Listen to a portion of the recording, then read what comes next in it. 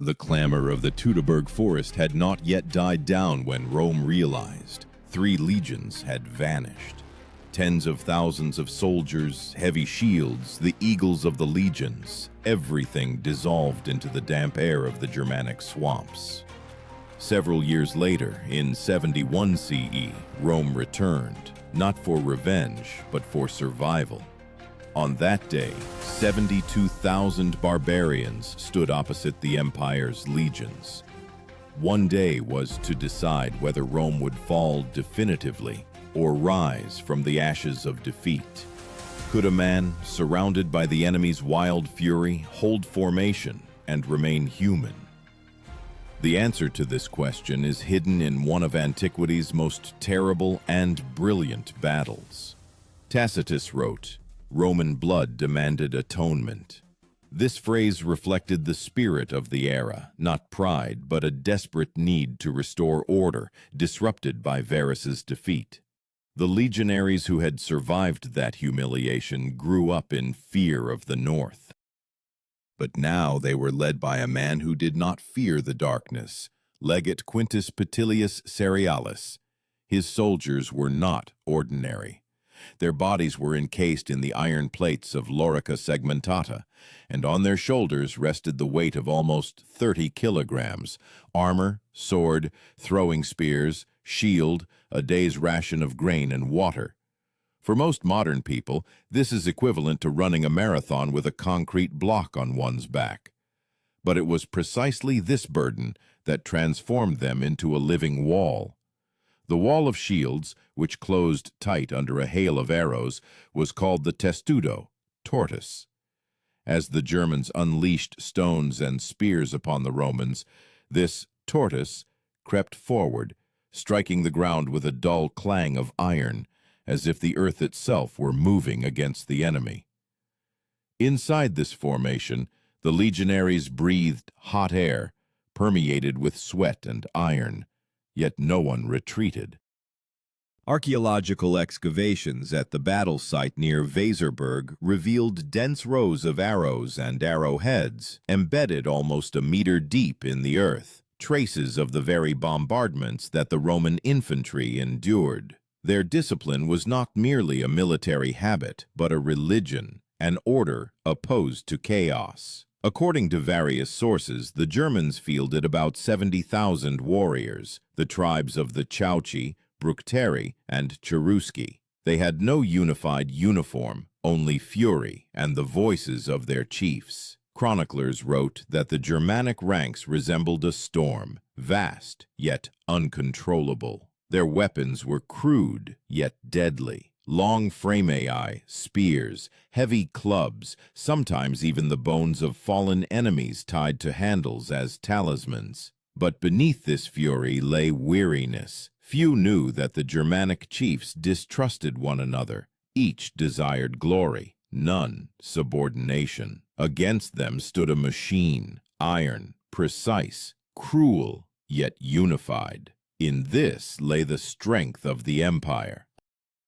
When the first trumpet signal pierced the morning fog, it seemed as if the earth itself trembled. The legionaries raised their shields and stepped forward as if a single body. This rhythm, heavy, relentless, was Rome. The empire was built not on bravery, but on order, and this order was to swallow the chaos of the Germans, as a steady step swallows the noise of a crowd. But before the bloody day began, Rome had to prepare. Every step, every piece of bread, every breath in formation, everything was calculated. For against chaos, only he who has calculated death in advance survives. Preparation for the great clash began long before the first clash of swords. Rome knew how to win not only on the field, but also before it. With numbers, logistics, order, Cerealis' legion moved north for weeks. Each soldier carried almost 30 kilograms of load, weapons, a cooking pot, grain for 3 days, personal equipment, and stakes for fortifying the camp. In total, a column of 20,000 men stretched for 10 kilometers. Every dawn began the same way. The sound of the tuba, a short command, raised standards. At night, the Romans dug out fortified camps, a ditch, a rampart, a palisade. These camps were called castra, and they were built according to a strict plan. Archaeologists found their traces even after 2 millennia, even lines of ditches and squares, as if the geometry of victory carved into the earth. Each castrum was like a miniature Rome, where order reigned, even in mud and fear. The Romans knew discipline was more important than the sword. Centurions, the most experienced veterans, commanding 100 fighters, marched ahead with a vine staff in hand. This rod was not a symbol of authority, but a tool.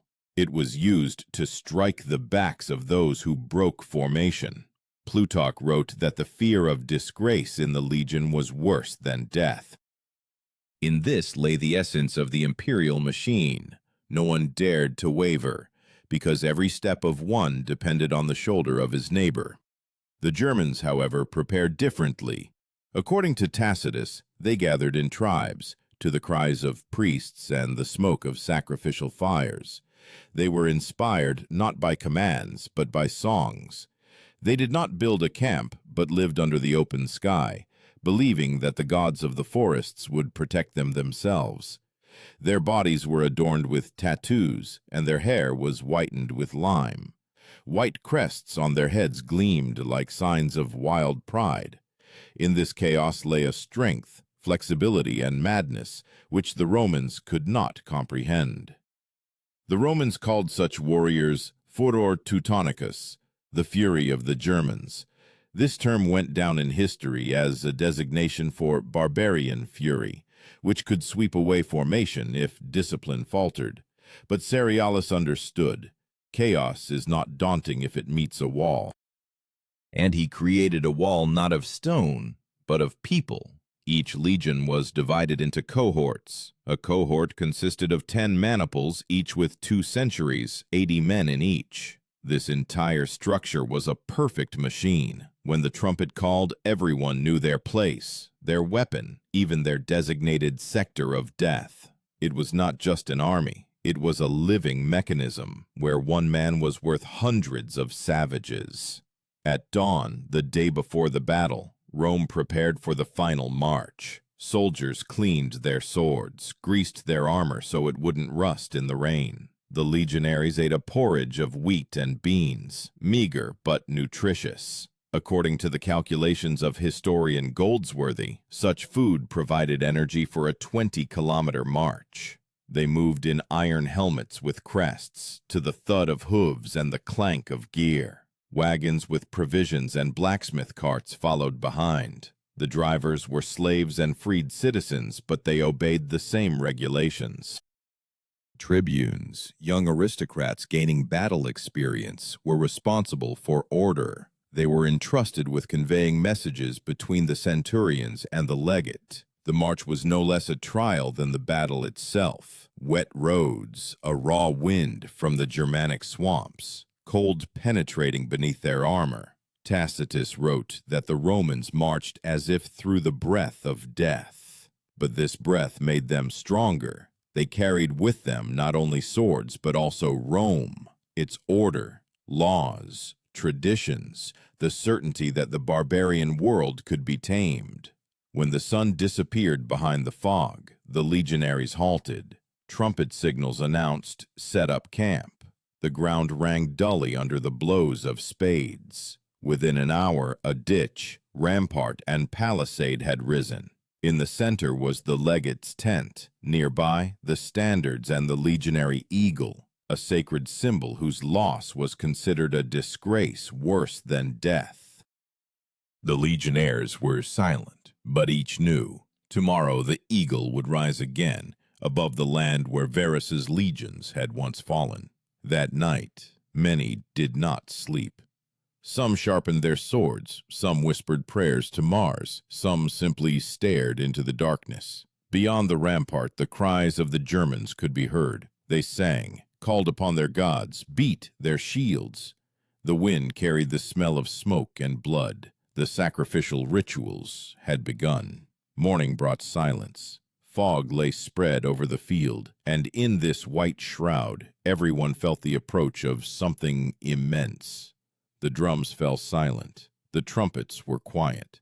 Only the heart of each legionary beat steadily, like hammer blows on an anvil. They knew that this day would determine whether Rome would remain the master of the world or turn into another name on the list of fallen empires. When the first arrow pierced the fog, everything that had been prepared for weeks was to materialize in an instant.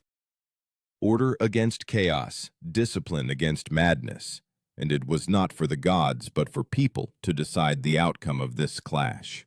When dawn broke, the world seemed to freeze. A cold gloom spread across the plain. The smell of damp earth mingled with metal, and in this silence only the muffled breathing of thousands of people under armor could be heard. In the distance, the lights of Germanic campfires flickered, uneven, like the eyes of predators in the fog. Legate Cerealis stood next to the standard, looking east. His task was not just to win, but to erase the fear that had settled in the souls of the Romans after Varus's catastrophe. When the trumpets gave the signal, the legions moved forward. The order was impeccable. In front, heavy infantry. Behind it, archers and cavalry. Every step measured, shields tilted, spears angled. This was the movement not of an army, but of a force of nature, shaped into human form. The ground trembled, birds flew up, and even the wind, it seemed, kept pace with the iron formation. The first clash occurred by the bank of a small river. The Germans, hidden in the fog, struck the flank, hoping to repeat the success of Teutoburg, to strike suddenly and crush order. Their cries, "Wodan! Donar!" cut through the air. But the Romans did not waver. The centurion raised a sign, a short wooden staff, a symbol of command, and the formation closed ranks. The shifting of ranks under this signal was called contiguatio, a maneuver where warriors shortened the distance between their shields, turning the front rank into an impenetrable wall. Under a hail of frammeae and spears, this wall moved forward slowly but relentlessly. The Germans threw everything they could, spears, stones, even burning brands. They roared like beasts, but Roman steel responded with silence. Tacitus wrote that the sound of Roman combat was the sound of a forge. The blows of swords against shields merged into a rhythm like hammers on metal. The warriors knew rhythm was life. Loss of rhythm meant death. With each step, they felt the hot breath of their neighbor, the hum of blows, the creak of straps. In these sounds, fear and doubt dissolved. In the center of the battle, the Germans put forward their best warriors, chosen from the Chatti tribe. These men fought without armor, their bodies smeared with fat so that swords would slide off their skin. Priests led them forward, shouting curses and oaths. One of the ancient terms by which the Romans referred to such groups was clipiati, shielded ones. This term entered history as a designation for barbarian fury, which could sweep away formation if discipline faltered. But Cerealis understood. Chaos is not daunting if it meets a wall. And he created a wall not of stone, but of people. Each legion was divided into cohorts. A cohort consisted of 10 maniples, each with 2 centuries, 80 men in each. This entire structure was a perfect machine. When the trumpet called, everyone knew their place, their weapon, even their designated sector of death.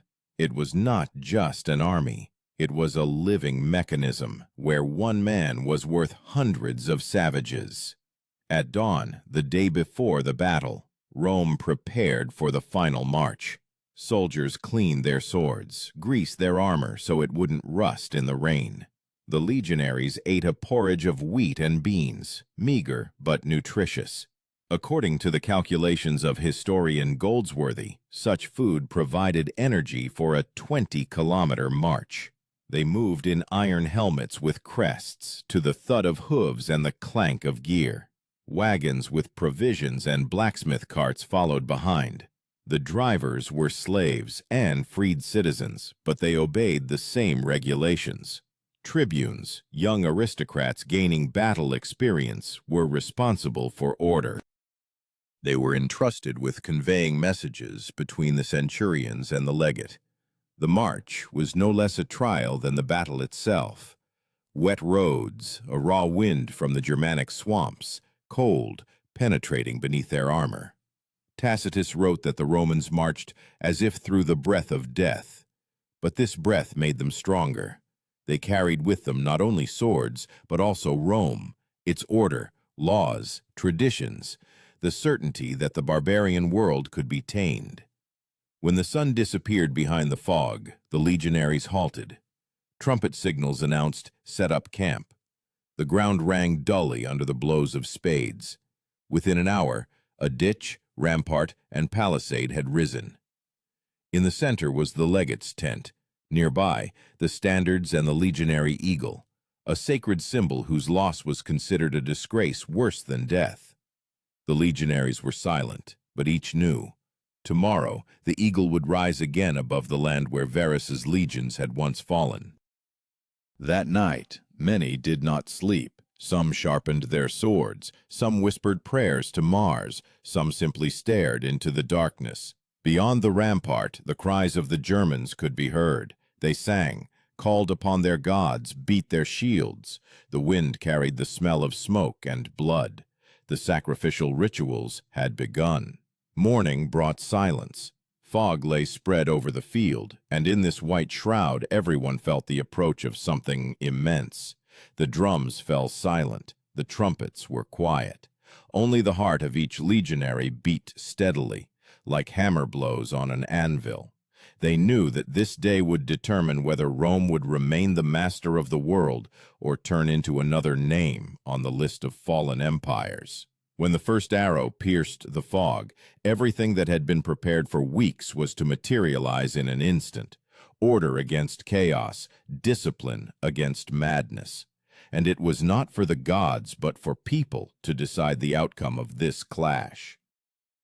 When dawn broke, the world seemed to freeze. A cold gloom spread across the plain. The smell of damp earth mingled with metal, and in this silence, only the muffled breathing of thousands of people under armor could be heard. This was the moment when everything was decided, not by gods, not by fate, but by those who did not avert their gaze. Cerealis saw that the left flank was trembling. There the Germans pressed with mass, trying to crush the formation. Their onslaught resembled a sea tide, a roar, blows, a retreat, a new blow. Then Cerealis sent forward the reserve, the 5th cohort. These warriors were veterans of Britannia, having gone through Boudicca's rebellion. Scars covered their faces, and their armor, the traces of dozens of campaigns. They marched without a shout, with heavy breathing, like shadows. In their hands gleamed short swords, gladii. These blades, about 60 centimeters long, were intended not for slashing, but for thrusting. The Romans said, "He who slashes wounds.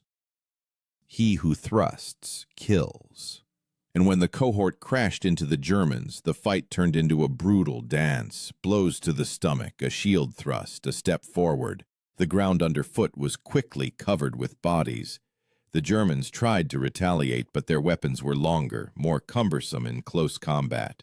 They stumbled, screamed, lost formation.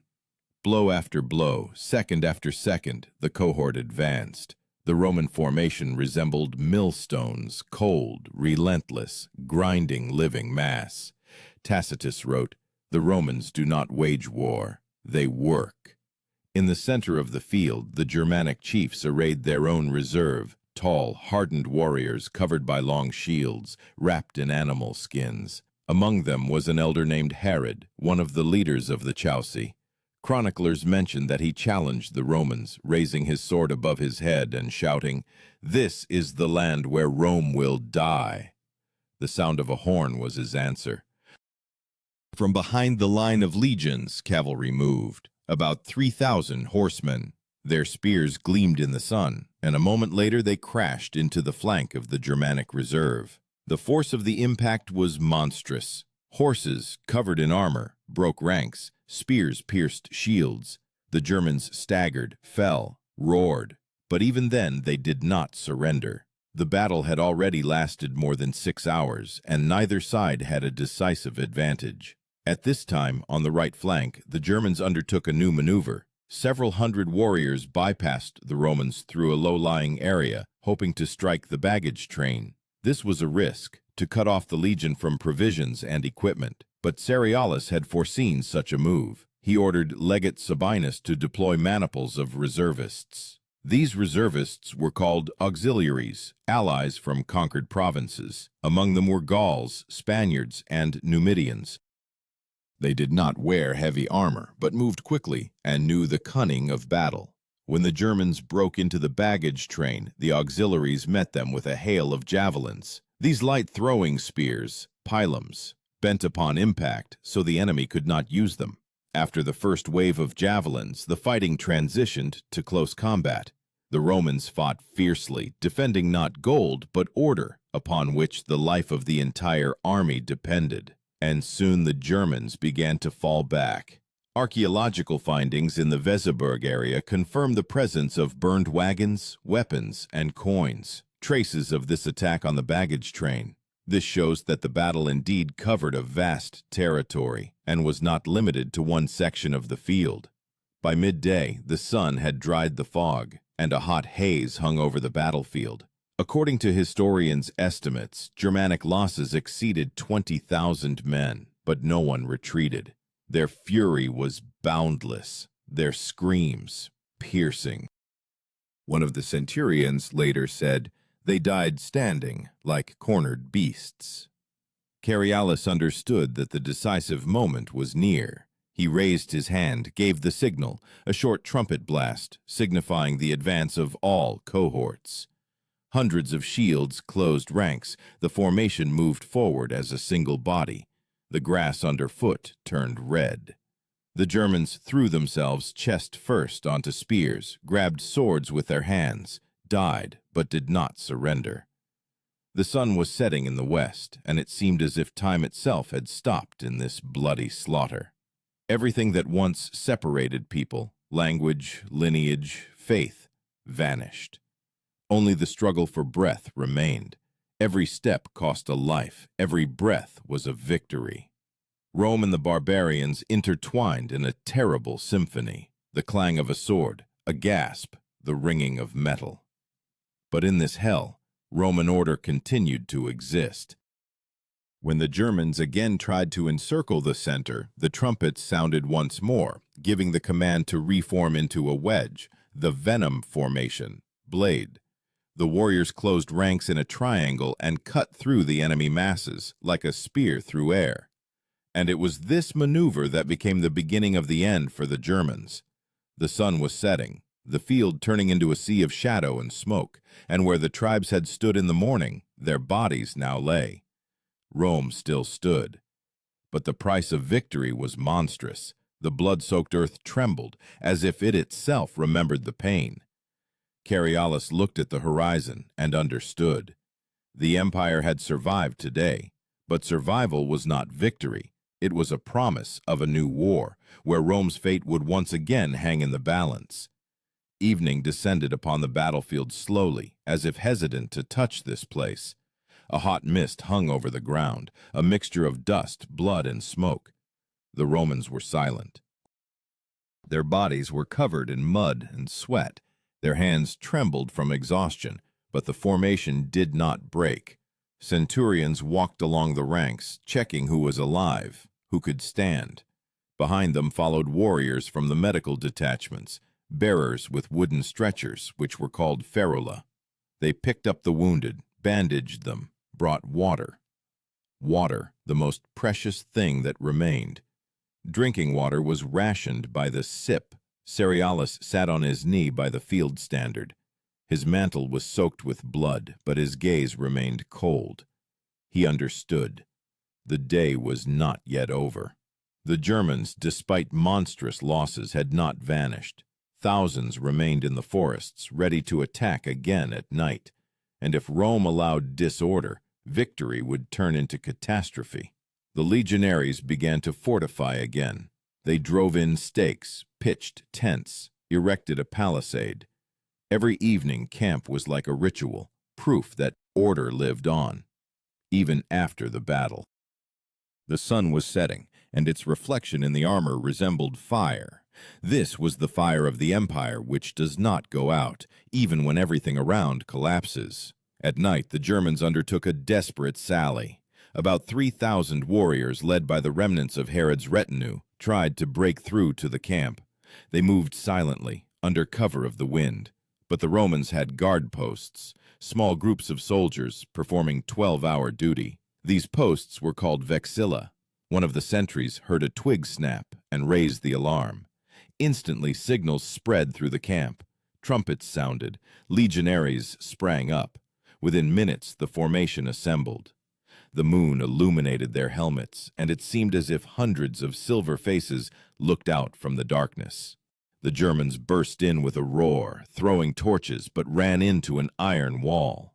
The fight lasted only a few minutes, but it became the last surge of barbarian madness.